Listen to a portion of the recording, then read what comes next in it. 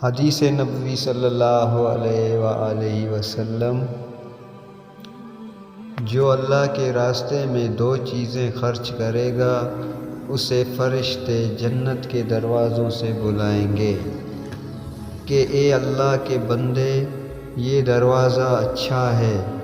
پھر جو شخص نمازی ہوگا اسے نماز کے دروازے سے بلایا جائے گا، جو مجاہد ہوگا اسے جہاد کے دروازے سے بلایا جائے گا، جو روزہ دار ہوگا اسے باب الریان سے بلایا جائے گا، اور جو زکوٰۃ ادا کرنے والا ہوگا اسے زکوٰۃ کے دروازے سے بلایا جائے گا۔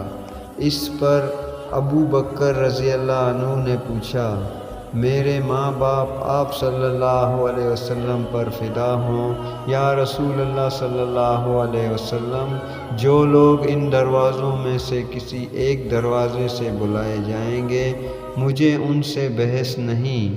آپ یہ فرمائیں کہ کیا کوئی ایسا بھی ہوگا جسے ان سب دروازوں سے بلایا جائے گا؟ آپ صلی اللہ علیہ وسلم نے فرمایا کہ ہاں، اور مجھے امید ہے کہ آپ بھی انہی میں سے ہوں گے۔ دوستو، یہ ویڈیو اچھی لگی ہو تو پلیز لائک، شیئر اور ہمارے چینل کو بھی سبسکرائب کریں۔ شکریہ۔